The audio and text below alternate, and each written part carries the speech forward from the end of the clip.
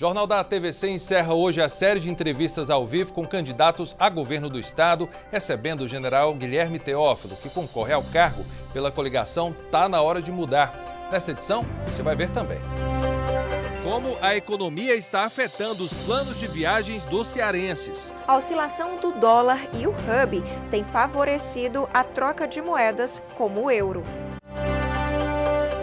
Você vai ver também histórias de sucesso no mundo dos negócios e dicas para você chegar lá. Eu sou Felipe Eric e hoje eu vou contar a minha história de sucesso no quadro Eu Empreendedor. E tem os detalhes de mais uma edição do Encontro Herança Nativa, que acontece até quarta-feira em Iparana, na região metropolitana de Fortaleza. O encontro está reunindo representantes de 50 municípios do Ceará e o objetivo é valorizar e manter viva a cultura. Segunda-feira, 27 de agosto, o Jornal da TVC está começando.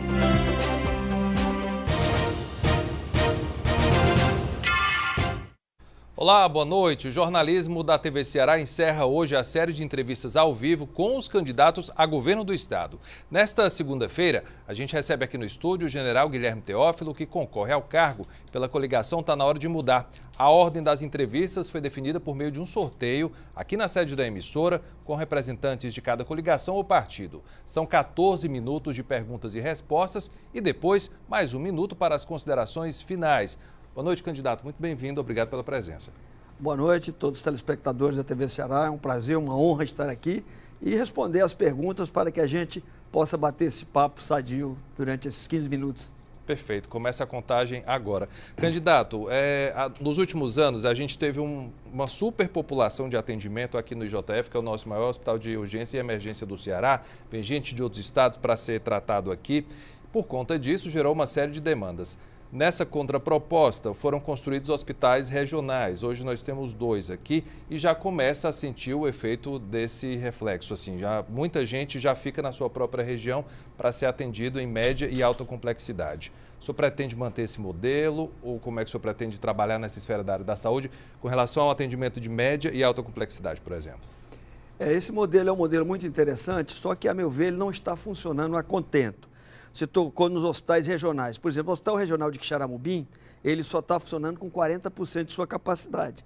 Então, ele ainda não está a pleno. Então, a nossa ideia é não se construir mais nada em termos de saúde, mas evitar que ainda hoje os municípios, por qualquer motivo da atenção primária que não é bem executada, se coloque o paciente para ser atendido em Fortaleza, num dos 4 hospitais que foram visitados por mim com a doutora Mayra, que são de atenção secundária e terciária.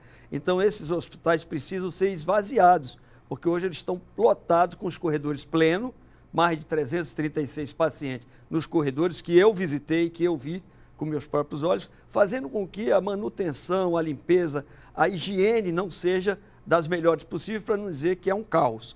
Então, nós vamos também, nessa área da saúde, revitalizar o agente de saúde, que foi uma criação do governador Tasso Gereissati. Porque com isso nós evitamos muito aquele atendimento ali da família, o soro caseiro, né?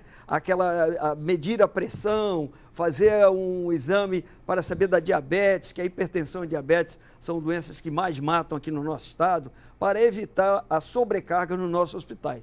Então, convênio com os municípios, para que a atenção primária dentro das policlínicas, das UPAs e dos postos médicos sejam melhor efetuadas. O Brasil hoje tem o Pacto Nacional pela Alfabetização na Idade Certa, que é um modelo que bebeu da nossa fonte aqui, do PAI, que foi criado em Sobral e faz parte hoje dessa nossa política de educação estadual. O senhor pretende continuar, por exemplo, a gente tem dados aqui que 77% das escolas do Ceará estão entre as melhores do Brasil. O senhor pretende manter esse modelo? O senhor acredita nele? Quais são as suas prioridades na área da educação?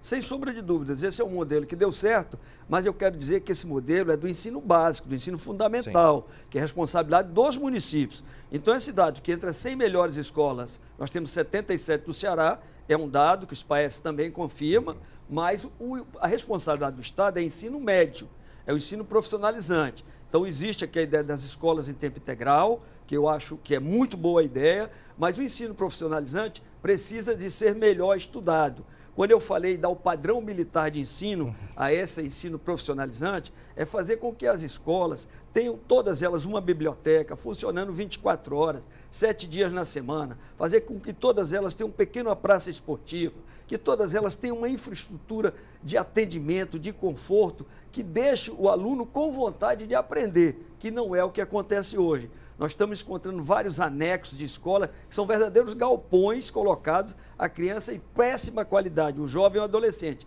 e que vai fazer o ensino profissionalizante aquele que realmente necessita e que vai sair com um nível médio, técnico de nível médio, e que a gente crie uma infraestrutura de emprego para que ele possa ser absorvido, porque senão quem vai absorver esse jovem adolescente com certeza serão as facções criminosas. O senhor falou aí de ocupação dos jovens, por exemplo, o esporte é tido como um dos maiores agentes transformadores para tirar esse pessoal da ociosidade, tentar reduzir esses índices da violência aqui no Ceará. O que o senhor pretende fazer com relação a isso, na área do esporte e da cultura?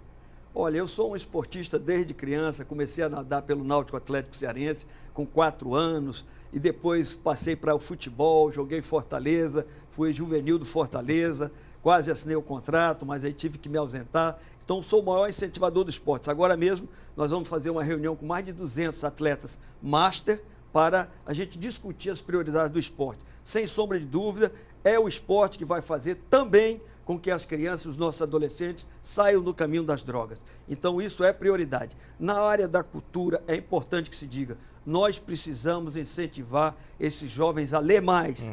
Ler é importante que leiam. O nosso corredor cultural, o nosso centro de Fortaleza, interiorizar com essa cultura, revitalizar as nossas quadrilhas, revitalizar a Caju Cultura, a festa do Caju, o turismo gastronômico, o turismo religioso. Isso é muito importante que faça esse arco, porque hoje só existe a cultura do litoral, né, das rendeiras, mas isso precisa ser interiorizado, revitalizando essa cultura para evitar o que eu vi outro dia no pleno interior, lá na Serra da Betânia, uma festa do Pau da Bandeira em que tocava um paredão e com a boquinha da garrafa e não nada a ver com a nada a ver gente, com a né? gente, aquele forró pé de serra. Secretário, candidato, na área da infraestrutura, a gente tem um programa de revitalização de estradas aqui no Ceará que é para ajudar a escoar a produção, tem um afeto aí do turismo religioso também. Como é que o senhor visualiza o Ceará dentro desse segmento de estradas ligando os municípios aqui hoje? Por exemplo, o que o senhor pretende fazer? Olha, eu tenho percorrido muito o nosso estado pela rodovia, pelas estradas, e existem muitas estradas esburacadas. Sobrevoei outro dia uma mina que precisa de uma estrada CE 176, que está em uma situação degradante porque ela é de terra batida. Então ela precisa ser asfaltada, tem deputados que estão querendo conseguir uma emenda para que a economia comece a circular de uma maneira melhor. Então essa infraestrutura é muito importante que ela seja recuperada, porque o modal básico nosso é o modal rodoviário, infelizmente. Mas nós temos ainda que revitalizar o modal ferroviário, que esse sim, a gente tem que recuperar algumas ferrovias. A Transnordestina tem que terminar, eu sei que é do governo federal, mas existe uma vontade política do governo estadual em que faça acelerar o ritmo para que ela termine e possa também facilitar o escoamento da nossa economia. Com relação ao Porto do Pecém, por exemplo, o senhor tem planos dentro do seu plano de governo para ampliação? A gente tem contatos aí com o Porto de Roterdã, na Europa e outros tantos. Olha, eu já tive aqui até ano passado, eu ainda era oficial da Ativa, em que eu queria criar um polo tecnológico de defesa no complexo do Porto do Pecém, já que nós temos uma das poucas EPE, Zona de Processamento de Exportação, que funciona e funciona bem, mas precisa atrair as indústrias, atrair as empresas. Então nós temos que criar esse polo seria o embrião do novo Instituto Militar de Engenharia aqui no nosso estado, já tem terreno doado, o Capitão Bosco está oferecendo toda a infraestrutura, a iniciativa privada quer fazer uma PPP, falta vontade política da gente trazer esse Instituto Militar, manter os nossos cérebros, as nossas inteligências no nosso estado e dali partir para um grande polo tecnológico de defesa que vai pesquisar, não só, o pessoal pensa logo em arma, Sim. não é a arma, são software, simulação, o fardamento, é o calçado, é o tecido inteligente, vai trazer muita tecnologia para o nosso estado. E geração de emprego, acredito. E geração também, de né? emprego, com toda certeza. O senhor falou aí de investimentos para atrair empresas para cá. Um dos grandes argumentos é a falta de água aqui no Ceará, de uma forma geral. A gente está na expectativa da chegada da transposição do Rio São Francisco. Até lá, se eleito, o que é que o senhor pretende fazer? Olha, essa pergunta é muito boa, porque nós temos uma das nossas metas, é garantir 100% de segurança hídrica. A transposição de São Francisco já era para chegar esse ano, mas eu sobrevoei Jati, que é onde entra no Ceará, e o nosso dever de casa não está pronto, que é o cinturão das águas. Então vai ter que, eu acho que vai ter que atrasar pouco, porque inclusive não vi muita gente trabalhando lá no canal. Era uma sexta-feira, tinham 2 funcionários trabalhando no local onde eu sobrevoei de helicóptero. Então é necessário, além da transposição de São Francisco, raciocinar também com outros processos. Um deles é a dessalinização da água aqui do nosso litoral, para que Fortaleza seja abastecido por essa água do nosso mar. Como Israel faz, eu visitei Israel, conheço bem. O outro é o reuso da água. Aqui não se investe em reuso da água, como também não se investe na reciclagem do lixo, que são coisas que o meio ambiente agradece, inclusive o saneamento básico. Tem também a transposição do Parnaíba, que é um estudo de um cientista cearense, através do litoral, utilizando energia eólica para reforçar mais ainda a bacia dos nossos rios. E a transposição do rio Tocantins, que vai também reforçar o São Francisco para que ele possa perenizar toda a área do Castanhão, voltando com a agricultura familiar, a carcinicultura para os nossos camarões e também voltar com a cajucultura, o algodão e outros mais. Candidato, por conta da sua história do Exército, uma das maiores expectativas do seu mandato é com relação à segurança pública. O senhor tem aí uma carreira brilhante em setores estratégicos até para a segurança nacional. Como é que você vai pegar essa experiência de anos de vivência das práticas do Exército, atuando no combate à violência, para trazer aqui para o Ceará? Olha, apesar de algum órgão de imprensa terem noticiado que a saúde é a maior preocupação, eu acredito, porque sou cearense, tenho família aqui, todos os meus sobrinhos já foram assaltados, todos. Eu já fui assaltado na Praia do Futuro, em plenas 10 horas da manhã, que a segurança realmente está um caos nesse nosso estado. Não é só na capital, não.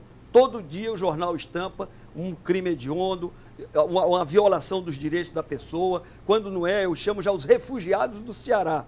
Tem os refugiados venezuelanos e tem os refugiados do Ceará. São aquelas pessoas que são mandadas ir embora de suas residências porque o crime organizado, as facções criminosas, não os querem naqueles bairros, nas comunidades, porque há ausência do Estado. Para resolver isso, o que, é que o general está propondo? Está propondo investir num tripé que é inteligência, tecnologia e fiscalização para barrar, tirar o oxigênio das facções criminosas. Que oxigênio é esse? A droga. O narco-estado do Ceará hoje tem na droga uma cadeia produtiva que gera empregos, que gera renda e compete com você, empresário, que é honesto, que é leal e que paga seus impostos. Por isso que o Ceará hoje é um narco-estado. Nós temos que tirar esse oxigênio através de uma fiscalização, portos e aeroportos, nas nossas divisas, investir muito em tecnologia, são as delegacias digitais, não precisa mais se registrar BO presencial. Isso com o celular se faz, depois passa e assina. E a fiscalização, tecnologia e inteligência. Inteligência integrada, desde os países produtores até o estado do Ceará. Tornar o nosso estado uma ilha de segurança. O senhor pretende utilizar esse modal que a gente tem atualmente com aparato de tecnologia, vídeo de monitoramento em cidades com mais de 50 mil habitantes? O senhor pretende dar continuidade a esse modelo? Esse modelo é um modelo falido, porque nós vimos que não dá resultado. Não adianta se investir muito em segurança, aumentar efetivos, se esses efetivos não estão treinados. Em São Paulo, que é o meu modelo, o meu foco é São Paulo. Comparação do Ceará tem que ser com São Paulo, que tem um índice de 8 a cada 100 mil em termos de homicídio. Nós estamos beirando 60 a cada 100 mil, coisa de país em guerra como a Síria. Um soldado leva 2 anos para ser formado. Aqui nós chegamos ao cúmulo de ter soldado da polícia formado em 4 meses, dos quais um era estágio. Então não é admissível. Soldado dá 30, 50 tiros, enquanto São Paulo dá mais de 1000 tiros. Então tem que investir na preparação desses recursos humanos. A nossa Polícia Civil, mais uma vez digo, a nossa Polícia Civil acabou, não existe. O efetivo hoje é menor do que era 10 anos atrás. Então investir nessa delegacia digital, criar mais delegacias, delegacia da mulher é importante, a violência da mulher é outra coisa. O feminicídio é um dos maiores do mundo na nossa capital e no nosso estado. Então temos que ter delegacia aberta 24 horas de atendimento da mulher. Inclusive a previsão de nós criarmos os batalhões Maria da Penha, focado exatamente na proteção da mulher. Vai seguir o modelo da Casa da Mulher Brasileira, por exemplo, que concentra todos os atendimentos relativos à violência contra a mulher no mesmo equipamento? Seria assim? Perfeitamente. Nós tivemos com a Maria da Penha, a doutora Maria da Penha, vimos os projetos dela, ela pautou 14 itens, nós pretendemos atender a todos, sem exceção, inclusive criando uma Secretaria da Mulher, apesar de enxugar o governo, mas há necessidade de desativar algumas secretarias ou juntar para que a Secretaria da Mulher seja criada. Essa sim é prioridade. A Casa da Mulher é uma referência e, se possível, um centro de referência em cada um dos 184 municípios do nosso estado. Não precisa criar nada. Dentro de uma repartição pública já existente naquele município, cria-se uma sala que seria o centro de referência da mulher. E em cada polo nós teremos um juizado da mulher, uma delegacia da mulher com uma estrutura maior para que todos os crimes sejam carreados e essa mulher tenha um atendimento psicológico, atendimento de mulheres para que recuperar. E também o uso da tornozeleira eletrônica para os maridos ou amantes ou acompanhantes que são os agressores, para que, se ele se aproximar da mulher, a gente tenha como detectar. Chegou o seu minuto para as considerações finais. Fica à vontade. Muito obrigado. Eu só queria agradecer essa oportunidade que a TV Ceará nos coloca, dizer a todos os telespectadores que confiem nesse governo, é o governo da mudança, está na hora de mudar, com muita ética, com muita transparência, com muita valorização da família, é uma chapa limpa, uma chapa sem lava-jato, é o governador, a vice é a Emília, senadora Mayra e o Girão. Então, essa equipe está disposta a mudar o nosso estado. Você tem mais 25 segundos. Bom, eu acho que esses 20 segundos é mais para agradecer e confiar, um voto de confiança que vocês devem ter. Podem ir no dia 7 de outubro, peço que não se omitam, que vão votar, é melhor do que deixar e permanecer como está. Mais 8 segundos. Só para ser justo. Vamos lá, então. Candidato, muito obrigado pela presença aqui, sucesso na campanha, espero revê-lo em breve. A casa está sempre aberta à disposição, viu? Muito obrigado. Olha, e a partir de amanhã, o Jornal da TVC recebe os candidatos ao Senado. A ordem das entrevistas também foi definida por meio de um sorteio aqui na sede da emissora. O primeiro convidado vai ser a candidata pelo PSOL, a professora Ana Karina. No próximo bloco você vai ver a oscilação do dólar e por que está mudando o plano de viagens dos cearenses. Tem também os detalhes de mais uma edição do Encontro Herança Nativa, que acontece até quarta-feira lá em Parana, aqui na região metropolitana de Fortaleza. O Jornal da TVC volta já. Atenção você que costuma passar pela Avenida Dom Luiz, ali na altura do bairro Papicu. A rua Professor Silas Ribeiro, que é a continuação da via, está passando por uma série de intervenções para a continuação das obras do VLT Parangaba-Mucuripe. A repórter Juliana Brito é quem traz os detalhes. Amanhã começa a segunda etapa, que prevê a execução das fundações, dos pilares e das vigas de sustentação dos viadutos do VLT. E para explicar para a gente as novas mudanças que vão acontecer aqui no trânsito na região da Dom Luiz, o Wellington Cartacho, chefe do Núcleo de Operações da AMC, conta para a gente quais as vias que serão liberadas e quais as novas que serão interditadas. Professor Silas Ribeiro, sentido Papicu Aldeota, será liberada, assim como a Jangadeiros também. Será liberada a conversão à esquerda para ter acesso a Dom Luiz, e quem trafegar também na via expressa sentido praia, que pega a alça lateral do viaduto, que dá acesso a Dom Luiz, também será liberada. A única movimentação que será interditada ainda será quem trafega hoje na via expressa sentido praia, que hoje faria a conversão à direita, ligando a Aldeota ao Papicu. Esses condutores devem seguir na via expressa, dobrar à direita na rua Alfredo Ladislau, à esquerda na rua Frederico Borges, à esquerda novamente na Avenida Santos Dumont, seguindo Papicu. Quem quiser retornar para a Avenida Engenheiro Santana Júnior, deve fazer o laço de quadra, que seria dobrar à direita na Santos Dumont, dobrar à direita na rua Valdetário Mota, à direita na rua Bento Albuquerque, assim chegando a Engenheiro Santana Júnior. Essas novas interdições, elas permanecem até quando? A previsão até o final do mês de setembro, onde deve ser concluído para essa fase principalmente de fundação, pilares e viga de sustentação. Muito obrigada pelas informações, Wellington. E além das rotas alternativas, a gente tem que ter muita paciência, né? Juliana Brito para o Jornal da TVC. O dólar fechou em queda nesta segunda-feira após ter subido quase 5% na semana passada. A cotação do dólar turismo chegou a R$ 4,25, sem considerar o imposto sobre operações financeiras, o IOF. A oscilação da moeda americana já está até refletindo nos gastos dos brasileiros no exterior. De janeiro a julho foi registrada uma queda de quase 8% com relação ao mesmo mês do ano passado, de acordo com o Banco Central. Além de gastar menos, os brasileiros estão escolhendo outros destinos, que é para fugir e não perder tanto dinheiro na hora de investir em outras moedas. Luciano estava com viagem marcada para Miami em novembro, mas teve que mudar a rota devido à alta do dólar e a escolha da vez foi a Suíça. Eu já estou me reprogramando e provavelmente eu vou para a Suíça, entendeu? Talvez um período menor, porque assim, o euro ele não oscilou tanto. Em alta desde o início do ano, o dólar chegou ao menor patamar da moeda em janeiro, quando custava R$ 3,20. Hoje, o preço chega a R$ 4,28. Já o euro, que antes custava R$ 4,00, nesse mesmo período está a R$ 4,80. Nesta casa de câmbio, o euro, que antes ficava entre 20% e 30%, hoje chega a 50% do faturamento, se igualando à moeda americana. Outras moedas, como o dólar canadense, peso argentino e colombiano, correspondem a 30% das vendas.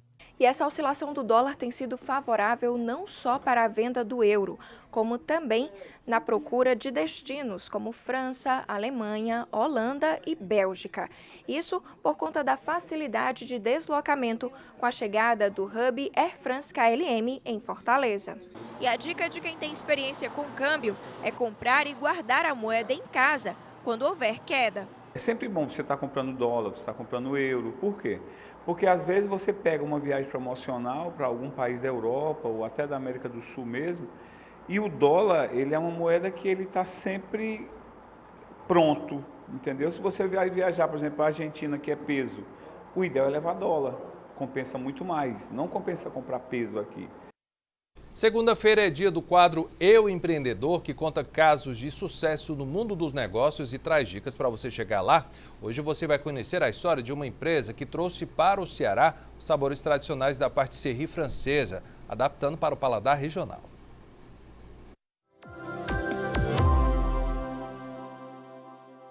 Meu nome é Felipe Eric, eu sou sócio da patisserie Sablé Diamant. Eu deixei de trabalhar na área de publicidade, né?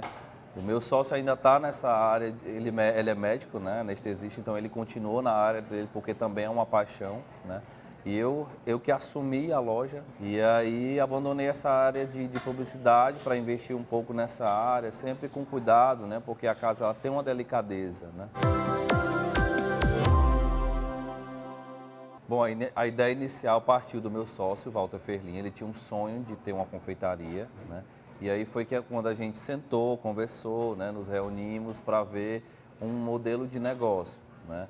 Primeiramente nós pesquisamos, fizemos várias pesquisas de mercado, né, para ver a questão de franquias ou de montar de repente uma brigadeiria diferenciada. E aí começamos a fazer cursos na área, né, tanto eu como ele.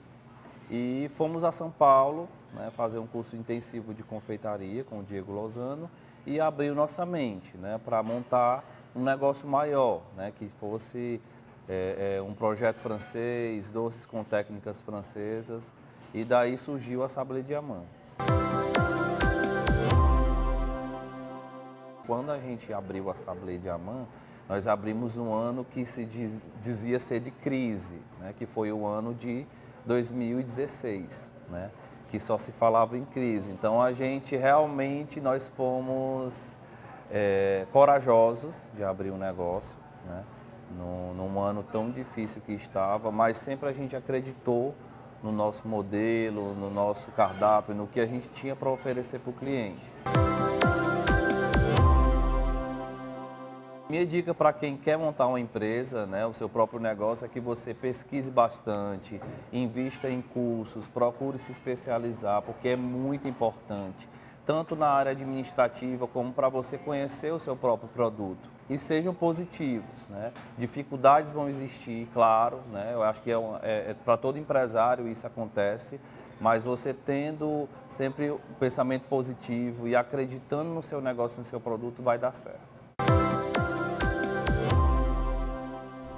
Terminou hoje em Fortaleza o primeiro encontro do Programa Internacional de Liderança para a Formação de Mediadores de Comunidades Vulneráveis. A ideia foi promover entre os jovens do Brasil e de outros países da América Latina ferramentas de convivência em grupo, que é para tentar reduzir a violência nesta faixa etária.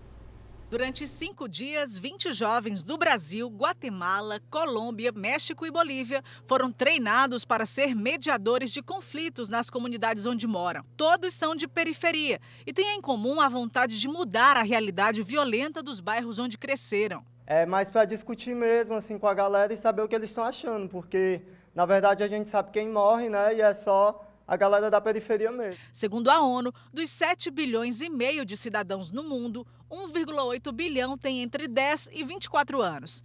É justamente essa faixa etária a mais afetada no quesito segurança local e global. Mais de 90% dos mortos em conflitos violentos são jovens. Para mudar este cenário, a Prefeitura de Fortaleza, em parceria com uma organização sueca, realizou o primeiro Programa Internacional de Liderança, o Peace Leaders. 10 jovens que já foram alunos da Rede Cuca, na capital, foram selecionados para viver essa experiência.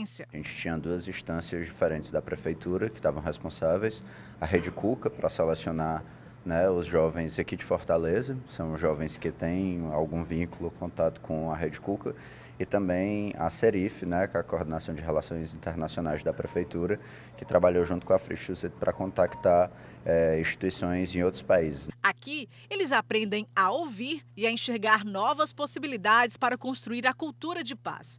Isaac já sabe como pode ajudar os amigos do Janguru Sul. Facilita o processo de liderança, como eu posso ser um líder e não um chefe. Como eu posso te ajudar a melhorar e não mandar em ti, sabe? Então é um processo que todas as comunidades em todos os locais vai funcionar no mundo inteiro, uma metodologia única, é universal, digamos assim. Depois de tantas oficinas e troca de experiências, os jovens descobrem novas habilidades para transformar o mundo num lugar melhor. Esta estudante vai voltar para a Colômbia cheia de ferramentas. O SESC está promovendo até quarta-feira, na unidade de Iparana, aqui na região metropolitana de Fortaleza, uma nova edição do encontro Herança Nativa. O repórter Ítalo Lima foi até lá. Eu vim de Crateús, Ceará, da tribo Calabaça. Sou o cacique da nossa tribo. Assim é o encontro Herança Nativa promovido pelo SESC. O evento está reunindo comunidades indígenas, quilombolas, sertanejas e ciganas, com o objetivo de valorizar, preservar e manter viva a cultura. O Encontro SESC Herança Nativa, ele trabalha com os povos originários, que são os povos indígenas do Ceará, num grande panorama das culturas, mas também levando os debates da educação indígena diferenciada, violação de direitos, as problemáticas que envolvem o meio ambiente e o território. O encontro está reunindo representantes de 50 municípios do Ceará. E em cada espaço, o visitante tem a chance de conhecer diversas manifestações culturais. Os ciganos de Sobral, por exemplo, trouxeram a culinária e suas tradições. O cigano tem muitas coisas boas na vida. Tem um elemento de mão, tem um elemento de carta. E hoje o cigano está sendo moderno. Não está tendo diferença quase nenhuma. No artesanato é possível aprender com quem mais entende. Os mestres da cultura. Primeiramente a gente faz a peça, aí depois a gente corta e alisa, aí vai relar, depois de relar você relar com uma conozinha, depois de relar como você vai passar a risca, aquela quartinha que tem a risca, Depois da risca você vai queimar. O evento segue até quarta-feira, nesse clima de união e luta. E nós vem defender a nossa raça, nossa cultura cigana, uma cultura enriquecida de sabedorias.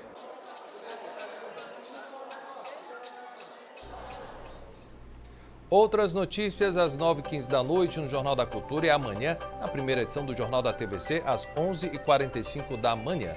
Uma ótima noite para você.